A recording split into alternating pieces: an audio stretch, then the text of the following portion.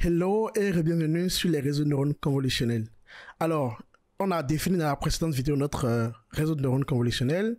Nous avons la partie extraction de caractéristiques, donc avec les filtres et le mask pooling pour réduire. Alors, une information sur le mask pooling. Le pooling ici, vous avez compris bien sûr que c'était une manière de réduire la taille de l'image tout en gardant l'information. Alors, vous avez compris l'opération, hein, je vous l'ai expliqué. Si nous avons une image comme ceci, avec, allez, je prends, on a 1, 2, 3, 4, 5, et voilà, je mets 1, 2, 3, 4, 5, 6, 7, 8, 9, 10. Alors, si on a, vous allez voir ici, on a précisé qu'on voulait un pooling de 2.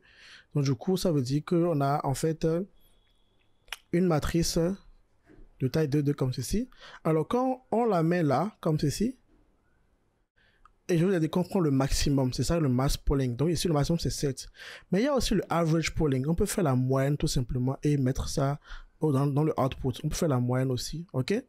Donc du coup, le maximum, en fait, on a trouvé que c'était simple à calculer et c'était beaucoup plus rapide et ça donnait un bon résultat. D'ailleurs, c'est le résultat que vous voyez ici, par exemple. Donc, c'est pour dire que voilà, on aurait pu utiliser l'average pooling, en fait. Donc ici, on a pris les features qu'on a appris ici, qu'on a connecté avec ceux-ci. Donc ceux-ci, en fait, maintenant, se sont appliqués sur les filtres de ceux-ci pour créer de nouveaux filtres, ok? Et après, on a un mask pooling pour réduire la taille. Et après, on a aplati. Puis, on a créé notre couche dense. Puisqu'on a un prédit pour 10 classes, voilà, on a mis 10 units ici et softmask.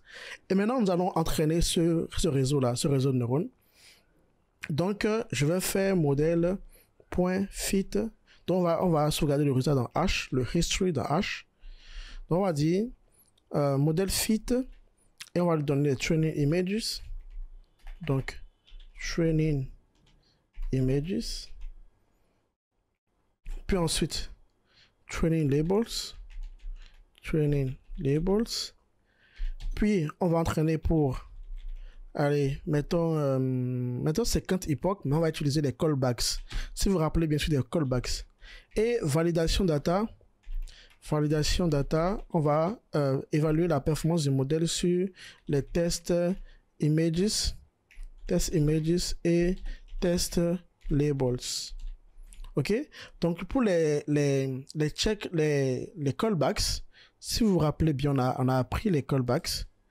Donc ici, je vais mettre callbacks. Donc ça qui va nous permettre d'arrêter l'entraînement au bon moment.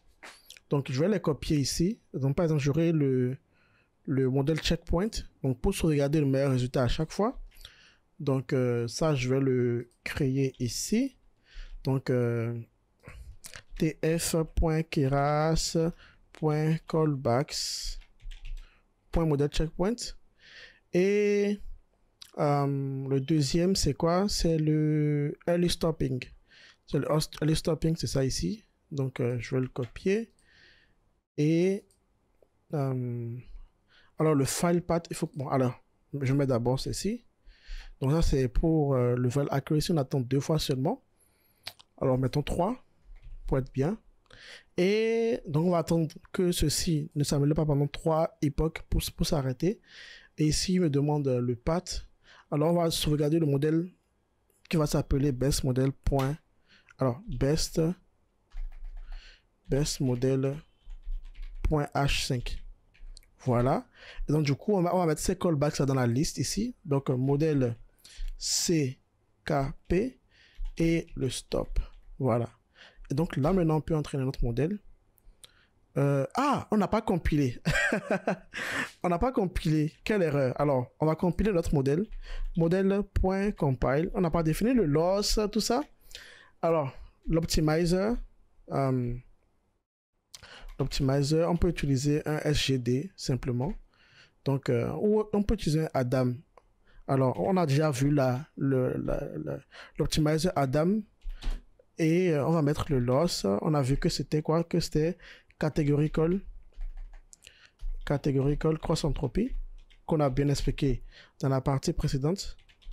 Cross entropy. Et comme matrix, nous voulons le accuracy. Donc, matrix, on peut mettre plusieurs metrics, mais on décide de mettre le accuracy. Et là, on peut entraîner. Alors, l'entraînement vient de se terminer. Et on peut voir, bon, ça a pris 8 minutes. Mais on peut voir que, bon, déjà, ça a pris plus de temps parce qu'on a beaucoup plus de paramètres. Déjà, quand vous regardez le summary, on a 333 000 paramètres. Et ça, c'est déjà beaucoup de paramètres. On peut avoir des millions hein, très rapidement. On peut voir que... Alors, il faut que je copie les réponses, les performances que nous avions eues ici. Voilà.